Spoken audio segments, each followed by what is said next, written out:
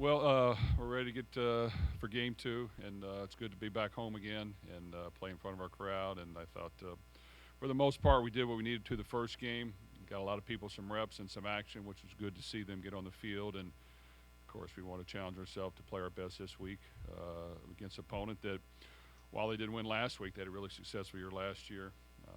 9-4, won their bowl game. Coach Rodriguez has been coaching football for a long time. He knows what he's doing. A very, very good coach. And they'll present us problems with the tempo and the type of offense they run. And even on defense, they do a lot of different things, give you a lot of different looks, and try to confuse you. So we've got to prepare well and get ready to play a good game. Jeff, how satisfying was it to see your team go out there and take care of business from start to finish, especially given the context that during week one there were some Power 5 teams who faced FCS teams and kind of struggled to finish those games? We did what we were supposed to do, and I think we prepared hard. We practiced well. These guys wanted to go out there and try to put on their best performance. So, yes, it's always important that you do what you're supposed to do and play well, do the small things correctly, and challenge yourself to play your best. And for the most part, I thought we did that for 4 quarters, and now we got to find a way to do it again.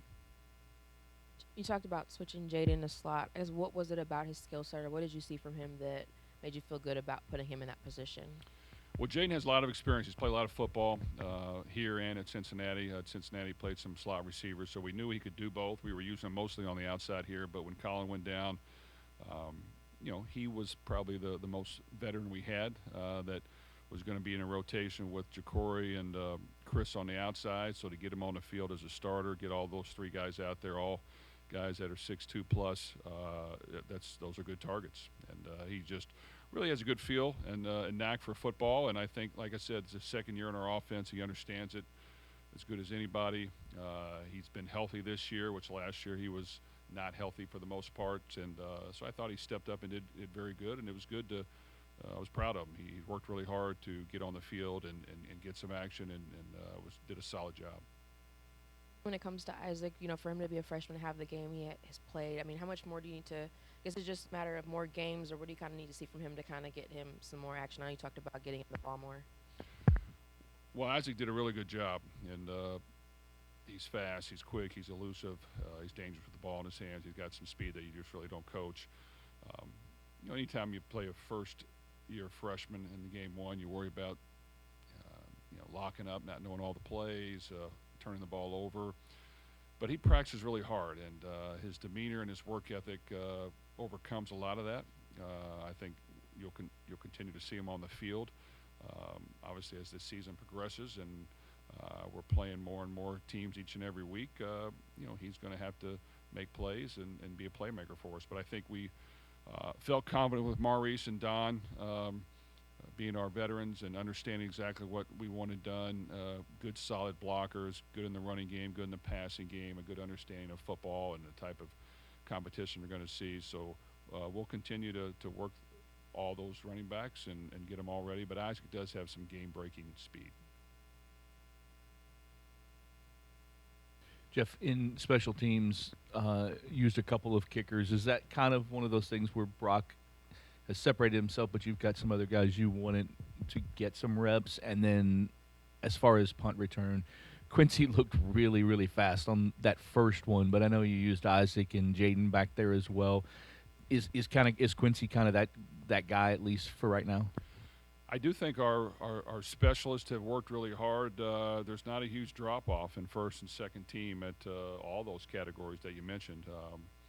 Obviously, Brock has a ton of experience, can kick off and kick field goals and punt if we need him to. But the others behind him have improved, and they've stepped up, and we'll utilize all those guys as much as we can. When it comes to returning kicks, I think we got some capable guys, and Quincy obviously is very talented. Sometimes you don't want to risk getting him injured, but he can do some really good things with the ball. Jaden Thompson has felt comfortable back there, especially catching the ball and having a good feel. Isaac just got game-breaking speed and ability. Colin Lacey was back there. He'll get back there once he gets healthy again. So there are some options, and each of them I think can do a really good job for us. Jeff, just was wondering what your relationship with Rich Rod is like. I think you guys played each other back in 2017. Was that like the only interaction you've had? Have you had more throughout the past couple of years? And what's that like? Well, we definitely played against them in the bowl game my first year at Purdue, and won a close contest. Coach Rodriguez has been coaching a long time. Really was one of the main ones to perfect the spread offense, the ability to use the quarterback as a runner and a passer, to go with great tempo, to hit some plays on you before you lined up, and has been really good at it. And I think now, going against them, there's just a whole lot you got to prepare for. And he understands the game. He gets it. He's been there. He's done that. He knows how to take players and maximize their talent and their potential levels. So we'll have our hands full. This is going to be a well-coached team. It's going to be a hungry team coming off a loss at home that they weren't happy with. They just turned the ball over quite a bit and got down and couldn't overcome it. But if the game's close and they're able to do what they want, which is utilize the quarterback in the run game, then they're very dangerous. So it's important to try to find a way to get a lead and make them probably throw the ball more than they want. Kind of going back to the running back room with how Isaac played this past week, and you mentioned the veterans you had in this team. I remember last year, it seemed like that running back room was kind of the breakout surprise of the offense with how successful they were, especially early on in the year. What's made preparation going into these early weeks, these past 2 seasons you've been here, successful when it comes to that room specifically? Well, I think Coach Barkley does a great job, and he's played the position. He understands. He's been with me in our offense for a long time. He loves coaching here and representing his hometown, and was proud of our running backs last year. I thought they stepped up, did a great job, and to have 2 guys drafted what was awesome for our team and for those guys. This room early on, we knew maybe didn't quite have that caliber yet. But they had done a really good job, and they were solid players. And Maurice kind of stood behind those 2 last year, didn't get as many opportunities, but had a great spring, great fall camp. I think he continued to do really good things. Don gives us a veteran leader with strength and pop in the backfield, and understands football and can take on and linebackers and block and help us in that regard, and do what he needs to in the running game.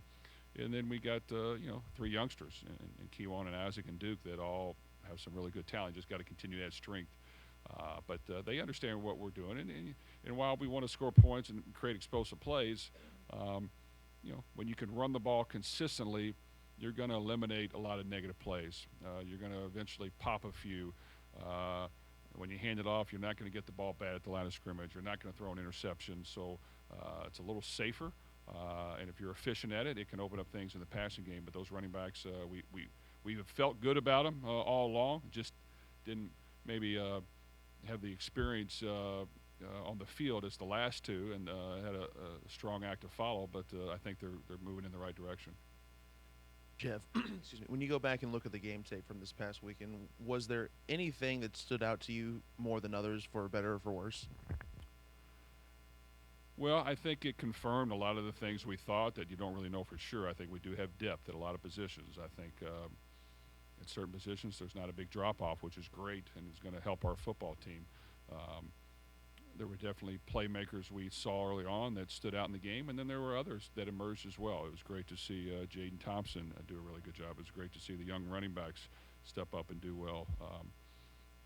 Mark Redmond didn't get here to the summer. It's great to see him make a great catch, and even the other tight ends were efficient and did a good job.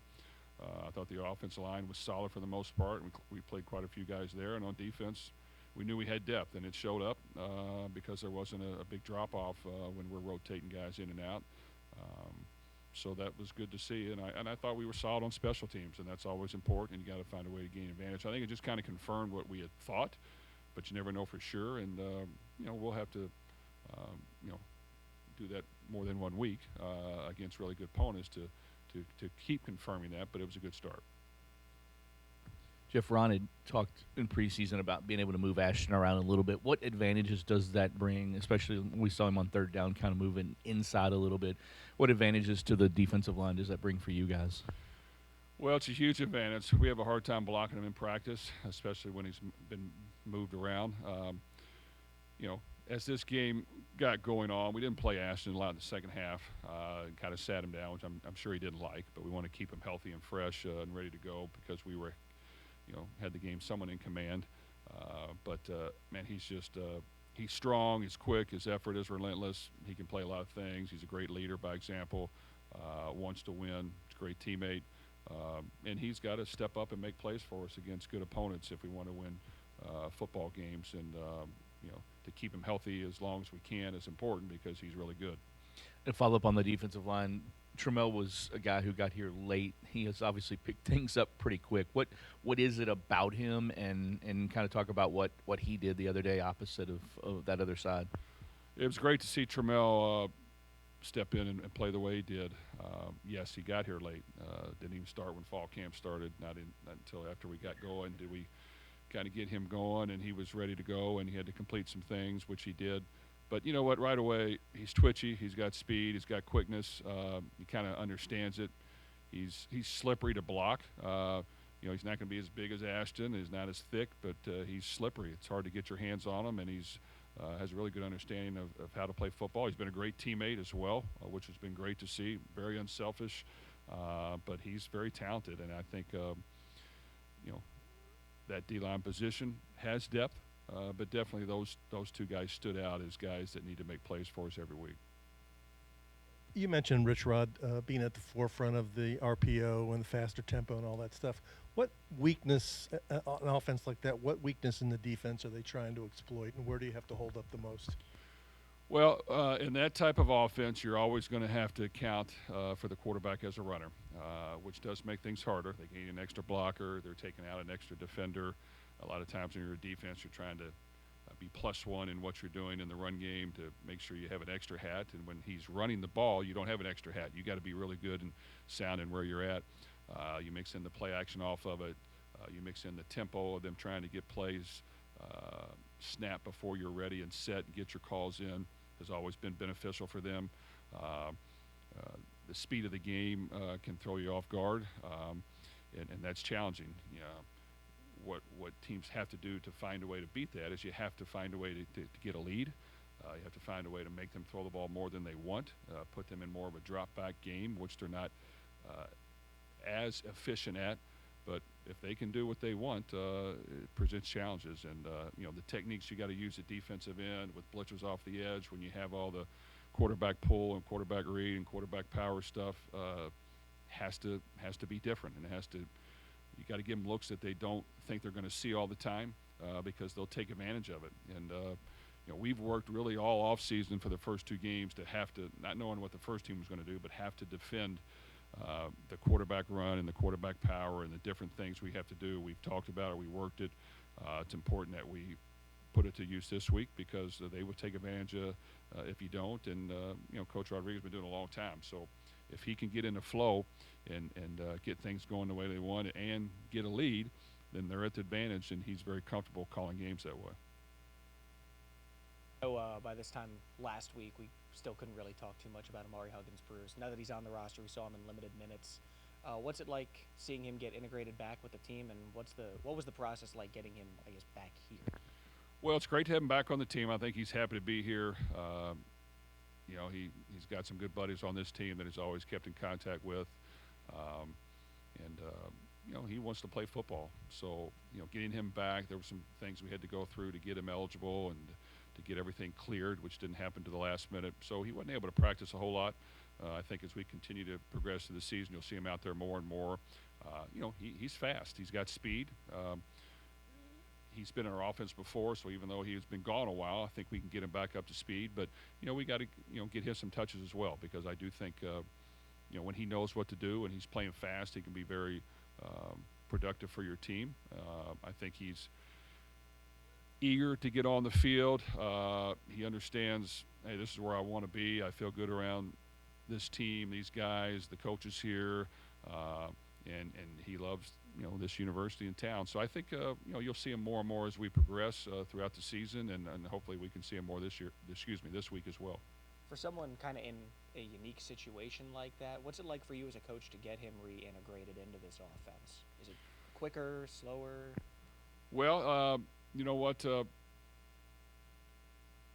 to get him back. He did some good things for us. Sometimes when people leave, it's not like we want people to make a change, but they have to do things that's best for them. So that's what he chose to do. So, having him come back, we knew that this guy can make plays for us. We knew that we had a receiver get injured, so that was good timing. So I think we're happy to get him back on the field. When he's bouncing around with energy and understands what he's doing, I think he can really help us win. And I think that, his teammates like him. He gets along with all of them. So I think he can be a big addition, but we got to make sure we kind of understand what he's really good at and try to get him the ball those ways. There's a few cases I can think of in various sports where you've seen guys leave and come back, and most of them have had good years. But how much do you have to kind of take into account that these are young people, there's money involved, and it's a whole different situation for many of us experienced in college with opportunities to go or stay and big decisions. How much do you try and take that into account with a lot of these guys making whatever decisions they make? Well, we do take that into account. We're probably very forgiving in anything that happens as far as people making decisions for themselves. Yes, it's not like the college days of years ago. So there's a lot of factors that go into people staying and leaving. We understand that. We fully support normally the ones that leave and the ones that stay, and we understand it when it happens. We just have to be ready to move when things happen to help our team. So, this is a situation where I guess he felt more comfortable coming back here and getting back on this team. But we don't hold anything against him or anybody that's left, even if they don't come back. We really don't.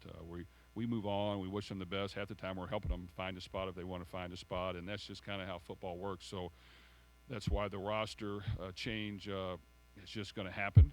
If you can have a team of veterans that you've developed for 3 or 4 years that never left, that's great. But sometimes when a new coach comes in, there's going to be turnover and change, and that's what happened in year one. So since we already did it once, there's been a lot of guys leave and graduate, so now there's room to move again. And, so I see that slightly settling down, but, there'll always be change, and I just think that it's how the game operates. And normally when people are coming here, as long as we get to talk to them beforehand and know what they're about, they're normally coming here with a purpose and a reason, and we want to help them fulfill their goals. Jeff, how did the headsets work out as far as the communication? Do you like it now that you've kind of been through a couple practices, I guess, in one game, and kind of how do you use it on defense? Well, I do think the headset is beneficial and probably should have been in the game a long time ago. The NFL's been doing it for over 30-plus years, even back when I played. The spread teams for a long time didn't want any part of it just because they signal things in, they go fast, and, they didn't want to have to change probably. But if you don't want people to steal your signals and you want to be able to run plays that the other team doesn't know, for sure, you use the earpiece. So for us, I thought it worked pretty good the first half. I ain't gonna lie, there was 5 or 6 times I forgot to press the button, so I screwed it up. I'm like, well, why don't you know the play? I just said it like twice. You got all these compartments on your belt buckle, and at first I said, maybe I'll just use a walkie-talkie, and they're like, no, it's probably better to press the button. I said, well, I might forget to press it, and I was right. I forgot to press it numerous times. So it took me a while to get used to that. So I did do a great job the first quarter, especially. Second half, believe it or not, when Pierce was in there, I had to call a timeout. I couldn't understand why he couldn't hear me calling the play, but I'm not going to use any names, but it was not turned on. So it was not turned on properly. So I thought for sure I knew this thing wasn't making a noise, but we didn't understand that after 2 plays in. So we got the button turned on. There were some kinks we got to work through. But in general, it's beneficial. Now, on defense, it's a little hairy. If teams are not huddling, you've got to make sure you get your call in fast. So sometimes we did not use the earpiece. If teams are huddling, it's much easier to use a huddle and get that called in. But for teams that are going fast, you're probably still going to have to signal. For teams that are not huddling and get lined up and set, you're going to have to get in fast, or you're going to have to signal it in. So that's where it gets a little tricky. But teams steal defensive signals. and they can find out what that is if they study it and look at it. So we got to be really cautious that if we can use the earpiece, we want to use it as much as we can. Good, thank you.